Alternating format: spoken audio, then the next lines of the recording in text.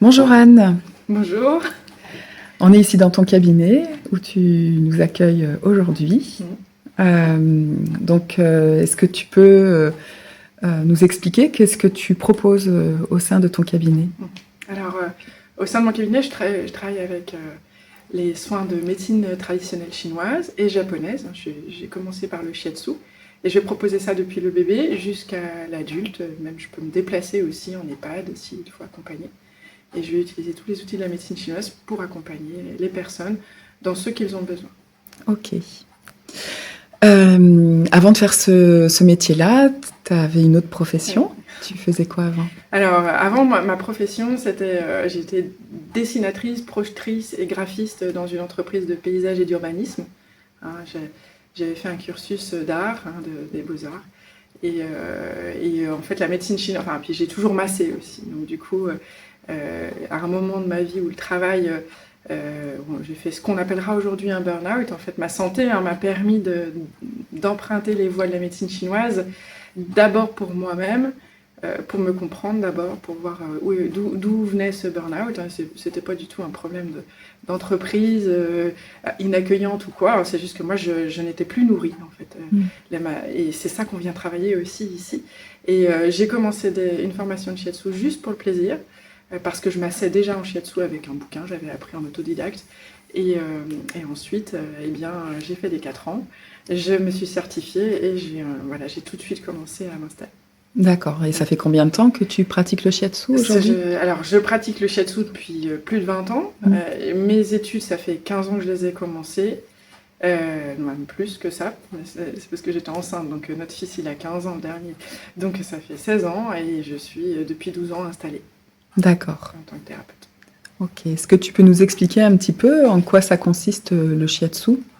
Alors, le shiatsu, ça veut dire pression des doigts, si on lit les idéogrammes, mais c'est une pression qui a une connaissance, en fait, et vraiment plus qu'un savoir. Enfin, c'est une connaissance de la pratique, en fait, c'est vraiment quelque chose de très manuel. Le shiatsu, donc, est japonais, et il est basé sur la médecine chinoise qui, elle, est arrivée avec les moines bouddhistes au 5e, 6e siècle au Japon. Et bon, voilà, les Japonais, ils ont pris ça à leur manière. Le mot shiatsu est très récent, il date du 20e siècle. Mais c'était une pratique avant qui s'appelait l'amna. Alors on connaît beaucoup de praticiens, de gens qui vont faire l'amna, c'est le shiatsu sur chaise. Voilà. Et ça, c'est une partie. En fait, moi, je vais pouvoir pratiquer sur chaise quand je me déplace ou en entreprise, par exemple. Et donc le shiatsu va utiliser des pressions, donc pression des doigts, sur les méridiens d'acupuncture. En fait, l'idée, c'est de... Ils vont se trouver ici. L'idée, c'est de réharmoniser la circulation des énergies dans ces méridiens qui sont un peu comme qui se comportent un petit peu comme des rivières, et par le biais notamment de pression, donc ça peut être les doigts, mais en fait, ça va bien au-delà. En fait, on va pouvoir quasiment pas toucher ou appuyer très fort. On va pouvoir travailler avec un coude, avec un genou. En fait, le travail sur le corps de la personne en shiatsu est un travail où la personne reste habillée généralement. Et moi, ma pratique a évolué puisque je me suis formée à d'autres choses après. Ok. Voilà. Et donc, on va utiliser le shiatsu pour des rééquilibrages, pour se soigner, pour quoi, en fait? Eh bien, on va pouvoir l'utiliser pour tout, parce qu'en fait, dans ce cadre-là, on va aussi avoir un moment d'entretien avec la personne, savoir de quoi elle nous cause, quel est son besoin. Donc, ça va pouvoir couvrir énergétiquement, autant un symptôme purement physique. Donc là, j'ai eu des gens qui sont venus pour déchirure musculaire cette année. Il y en a eu quelques-unes, par exemple. Et autrement, même, ça peut aller sur l'aspect psychologique et émotionnel de quelqu'un qui voudrait apprendre à mieux maîtriser ses émotions. Donc en fait, avec les points d'acupuncture, on va pouvoir travailler justement sur la sphère émotionnelle aussi, pour libérer les choses qui parfois sont restées stagnantes un certain temps, pour pouvoir libérer des émotions qui se sont engrammées dans le corps, et puis renforcer et nourrir l'endroit où la personne a besoin pour trouver un équilibre intérieur. D'accord. Quand je t'entends expliquer ça, je me dis qu'en fait, c'est une forme d'hygiène de vie aussi. Oui. En fait, le principe de tout ce qui était asiatique, médecine chinoise et japonaise, l'idée, c'était d'entretenir la bonne santé. Et maintenant, moi, je travaille en Occident, donc les gens viennent souvent quand il y a des symptômes, mais actuellement, j'ai quand même des gens qui viennent pour entretenir leur bonne santé.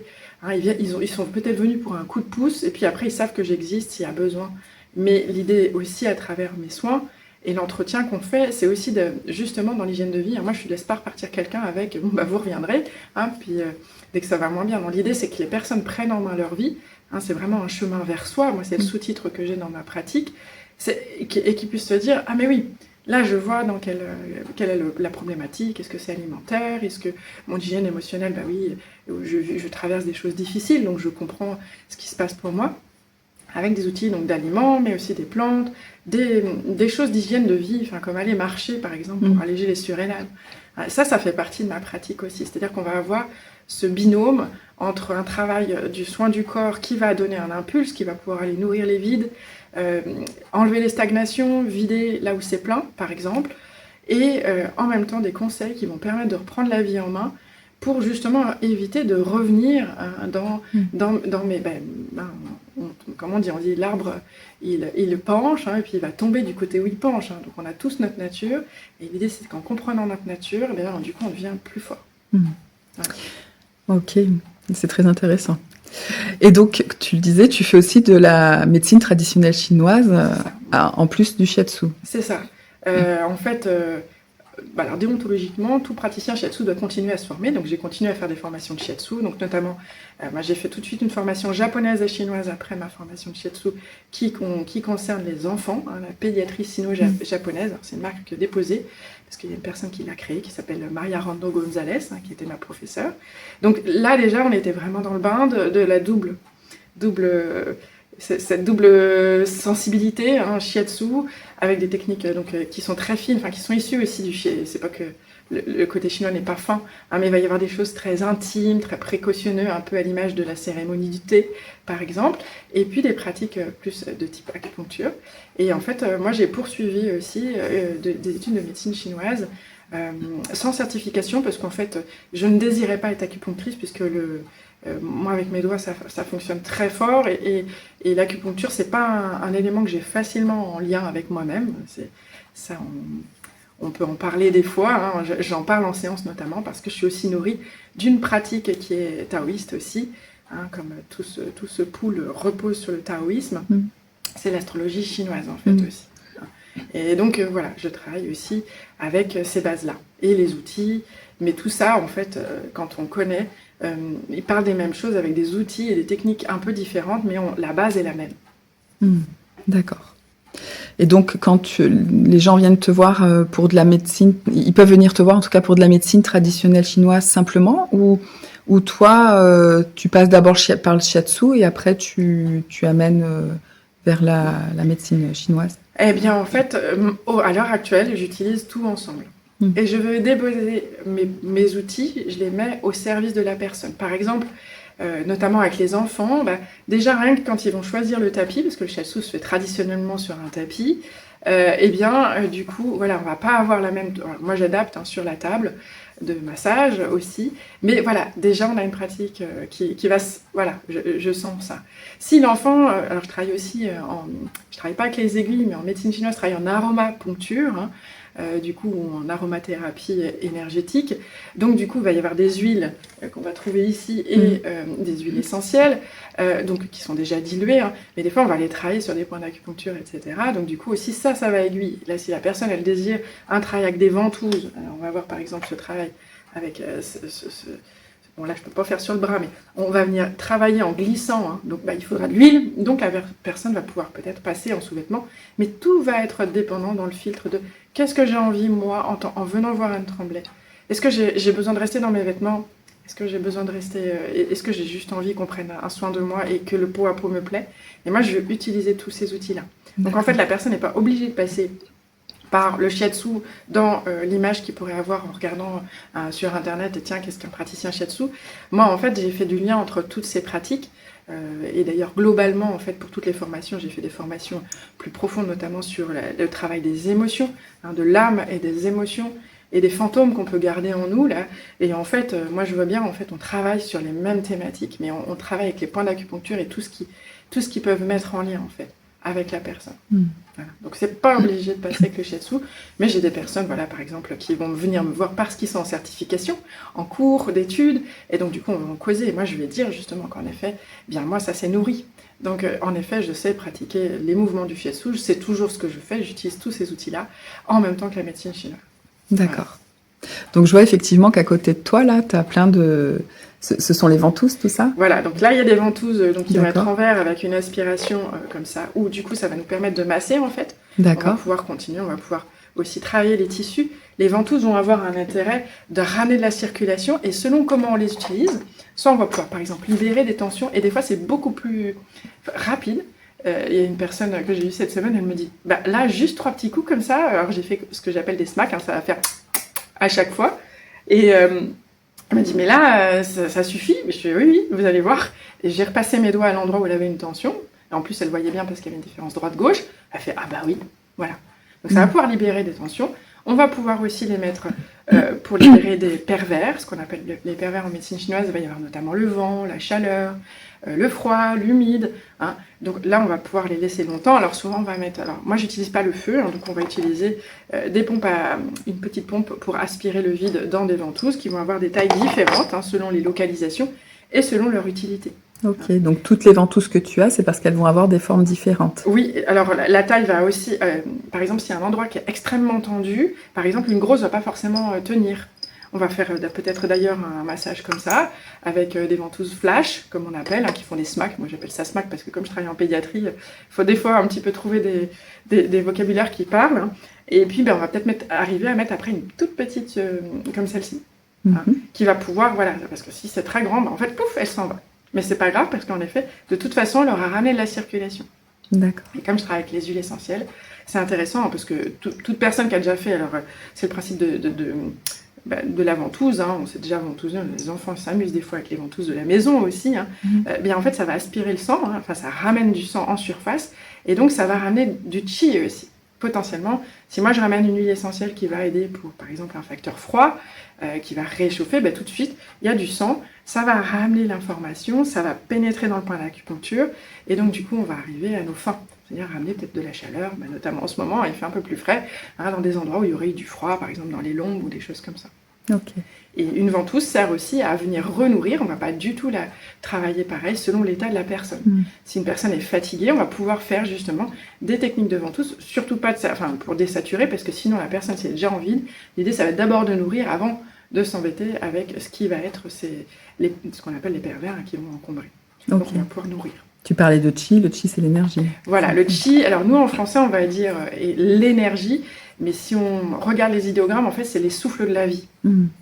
Donc c'est beaucoup plus complet. Hein. C'est un petit peu plus complet que ça, parce qu'en fait en médecine chinoise on va avoir, j'ai parlé déjà des éléments extérieurs qui peuvent nous influencer, mais on le sait tous, hein, j'ai pris un coup de froid, j'ai pris un coup de vent, enfin oui, le vent ça m'a gêné, on va avoir un torticolis.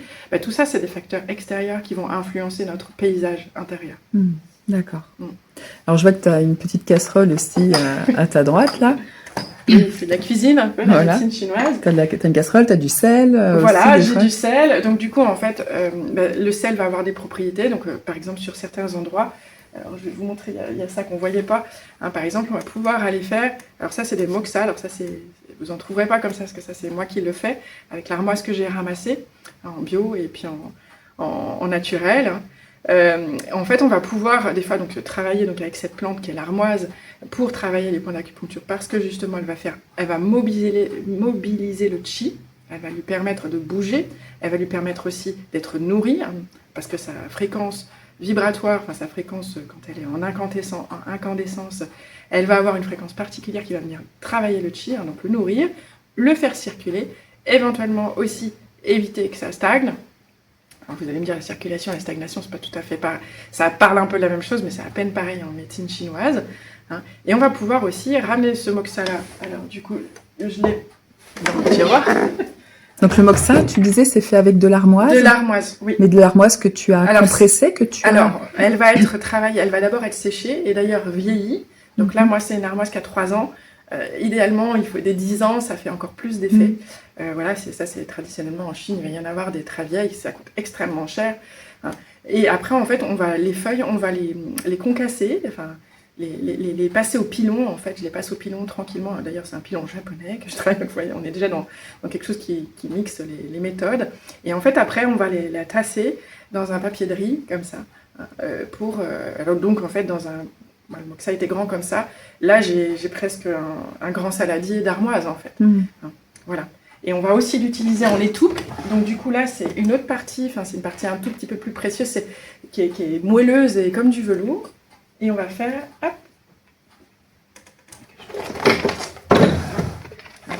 On va faire ce qu'on va appeler, voilà, on va faire des moxas directs, par exemple. Donc, on peut en faire en très petite quantité. Alors, ça fait des petites pyramides.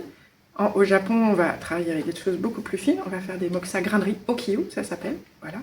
En fait, on va les poser sur les points d'acupuncture. On les met en incandescence. Moi, j'arrête tout de suite le feu, mais ça va venir tonifier. D'accord. Et tu parlais du sel. Et donc, du coup, on va pouvoir aussi, selon ce qu'il y a besoin, par exemple, si c'est sur l'énergie des reins, va être nourri par le sel en médecine chinoise. Alors, on voit bien le lien au sel. Il ne faut pas trop consommer de sel en interne. Mais par contre, le sel va venir activer l'énergie du rein, parce que le rein en médecine chinoise, c'est l'énergie de l'eau. L'eau comme la mer, par exemple, l'eau qui est source de vie. Et on va pouvoir, par exemple, faire comme un bar en croûte, un poisson en croûte. Je rigole, mais c'est ça, on va faire de la cuisine, on va mettre du sel, on va mettre donc ça, mais en grande quantité. Je vais en mettre en grande quantité, ou plusieurs petites montagnes, et on va allumer. Et donc, du coup, il va y avoir la force de l'armoise qui va passer. Et puis, il va y avoir aussi l'énergie du sel qui purifie. Alors aussi, ça, dans toutes les campagnes, on sait que le sel, un pied au gros sel, ça va purifier, mais ça purifie aussi les maisons. Voilà. D'accord. Et on va pouvoir amener aussi du gingembre. Donc, j'ai du gingembre râpé en tube que je vais pouvoir utiliser. D'accord. Également. Ou des fois, je vais utiliser l'huile de gingembre parce que c'est plus facile pour moi. Donc effectivement, quand on vient de voir, on ressort, on a été cuisiné. C'est ça, on sent aussi, on a des odeurs. Donc c'est vrai que l'armoise peut avoir des odeurs aussi en fumée. Ok, bon ça va, c'est des odeurs sympas. Oui, ça va. Ok. Et donc, tu fais aussi de l'astrologie chinoise. Oui, tu fais des thèmes astro-chinois pour les gens. Oui, c'est ça. Tout à fait. Et je sais que tu proposes aussi il me semble, enfin je sais pas si tu le fais encore, mais des mixtes où les gens peuvent venir faire un soin et en même temps avoir leur thème astral. C'est ça. Alors, je proposais des rendez-vous de 2 heures sur le thème astral où du coup, en fait, on ne va pas travailler le corps du tout. La personne va repartir avec des éléments que j'aurais calligraphiés. J'ai fait des études d'art et ça a toujours été ma passion. Voilà, ça c'est moi qui l'ai dessiné aussi. La créativité, c'est aussi le mélange des huiles essentielles, c'est le mettre en synergie avec la personne. Et donc du coup, quand il y a un rendez-vous pur astrologie chinoise, en fait, la personne repart avec des calligraphies. Alors plusieurs, plein avec des dés qui expliquent un petit peu pour que la personne elle ait la restitution même de l'entretien. On va causer de ces différentes énergies. Donc ça, c'est un rendez-vous proprement dit. Ça permet de comprendre un peu comment on fonctionne, quel paysage on est. Bon, généralement, les gens qui ont déjà fait un peu de développement personnel, ils voient bien, mais ça permet juste, l'astrologie chinoise permet juste d'aller comprendre que notre énergie du premier souffle de vie, c'est ça, Ba Zi, l'astrologie chinoise va nous informer sur ce souffle de vie. J'ai inspiré dans mon premier cri, là, dans mon premier inspire, voilà, j'ai inspiré les énergies du moment. Et les gens ils le savent quand ils sont nés en plein froid, ou alors c'était un jour d'orage. Et vous voyez que ça va influencer la personne. Et ça, eh bien, c'est des énergies qu'on a avec nous. Et toute notre vie, des fois, on va chercher autre chose qu'on n'a pas. Et la médecine chinoise dit, la pensée chinoise dit, tout ce que tu as est parfait, et ce que tu n'as pas, c'est parfait aussi. Et donc du coup, des fois, c'est juste de dire, mais là, il faut juste recibler ça, c'est des outils que vous avez. Voilà, potentiellement, c'est des choses, voilà, voilà, même subtilement, des fois, il y a des gens, je pensais à la foudre, là, le feu de la foudre, c'est un des piliers. Il y a des personnes qui disent, mais oui, moi, je réagis comme ça, là, ça m'énerve, etc. Le feu de la foudre, c'est l'énergie du coup de pied aux fesses. Donc, si on l'a en nous, c'est OK. En fait, et on peut prévenir l'autre, parce que des fois, c'est un peu délicat de dire, mais moi, le moment où je vais sentir que c'est difficile, hop, je vais impulser ça. Et donc, du coup, toutes ces énergies-là, elles sont précieuses, on les a, mais des fois on va se trouver avec, j'ai pas. Et la temporalité va pouvoir nous apporter ça. Donc moi, c'est des conseils que je vais pouvoir apporter en rendez-vous. Et également les gens, nos relations, le climat. Si je suis à un thème plutôt froid, si je vis déjà dans un endroit froid, je vais avoir plein de symptômes de froid. Je peux avoir de la maladie de Raynaud, des choses comme ça. Donc moi, je peux aider avec des plantes. On peut faire des points où je fais des crèmes aussi pour certaines personnes qui en ont besoin, sur mesure. Mais il y a un moment, c'est si tu travailles dans un frigo parce que tu travailles dans l'alimentaire, dans l'industrie alimentaire, c'est peut-être un truc qu'il va falloir changer à un moment, quoi. Est-ce que tu peux mettre ça au service, ton expérience au service des bureaux, peut-être. Et ça se questionne lors du rendez-vous astrologie chinoise, mais également quand je reçois quelqu'un en soins, je vais toujours poser l'astrologie chinoise de base. Parce que un rendez-vous astrologie chinoise, on va aller chercher, il y a des calculs, il y a des choses à regarder, et j'ai des choses à calligraphier, donc ça prend plus de temps en préparation. Mais quand je reçois quelqu'un en soins, toujours il y a l'astrologie chinoise à côté. Des fois, ça sert à rien, mais il y a des fois, c'est vraiment important. C'est-à-dire, par exemple, quelqu'un, si justement elle se nourrit pas, les burn-out, moi je suis passée par là, donc en fait, quand j'ai rencontré l'astrologie chinoise, ma première formation date d'il y a 8 ans, je me suis dit, ah, mais je l'avais vu avec le shiatsu, mes premières études, mes 4 ans, j'ai compris. Mais là, mais oui, mais t'as toute la base d'un burn-out. Parce que moi, j'ai beaucoup d'énergie feu, et j'ai du bois aussi. Mais si je fais trop, eh ben, j'utilise tout mon feu. Et tu brûles ton bois. Voilà, il n'y a plus de feu, voilà, il faut le régénérer. Donc ça, c'est des choses que j'ai utilisées aussi dans le soin, puisque la dernière formation que j'ai faite cette année, c'est une formation d'astrologie chinoise et santé. Parce que du coup, ça va parler des organes forts. Et moi, dans ma santé, tout me sert aussi dans les soins, mais dans ma santé, clairement, j'ai eu des choses où, en fait, c'est 2 vides conjoints, donc un méridien qui n'est pas très fort, et puis un autre endroit qui n'est pas très fort, et pouf, là, j'ai un problème de santé. C'est un problème anatomique que j'ai de naissance, et là, je fais, ah bah oui, je comprends. Donc après, on adapte, on a la kiné, on a un ostéo, on a d'autres thérapeutes, on va pouvoir éventuellement tout compléter comme ça. D'accord. Voilà. Je la mets au service de tout, et je mets du lien dans tout ce que j'apprends, en fait. Écoute, c'est super intéressant. On sent que tu es très passionnée par ce que tu fais. Pour avoir goûté tes soins, je sais qu'il y a une grande compétence aussi dans ta façon de pratiquer, puis pour avoir des retours aussi sur toi. Voilà, j'entends souvent parler de toi dans mon métier aussi. Des fois, on me dit, j'ai été chez Madame Tremblay. Oui, je la connais. J'ai beau faire mes chinois, ça m'appelle beaucoup Anne Shiatsu aussi. Oui, mais en tout cas, à chaque fois, les retours sont très enjoués. Enfin, les gens sont vraiment ravis de ton sérieux. Tu fais aussi, voilà, je sais que tu proposes des petits ateliers avec les gens pour apprendre à fabriquer leur pommade, aller à la recherche des plantes sauvages. Enfin, voilà, tu as vraiment une pratique qui est très... j'ai pas envie de dire holistique parce que c'est le mot à la mode aujourd'hui et que on sait plus trop ce que ça veut dire, mais en tout cas... T'as une approche qui est vivante, en fait, dans ta pratique. Et même si tu travailles avec la médecine chinoise, le fait d'emmener les gens découvrir les plantes locales, voilà, ça ramène aussi du bon sens. Donc, écoute, c'est vraiment super. Je te souhaite une belle continuation et une belle évolution dans ta pratique. Et merci. Merci pour ton accueil. Pour ton compliment aussi, tous ces compliments. Merci, c'est pour ça que je travaille. Écoute, belle continuation à toi, en tout cas.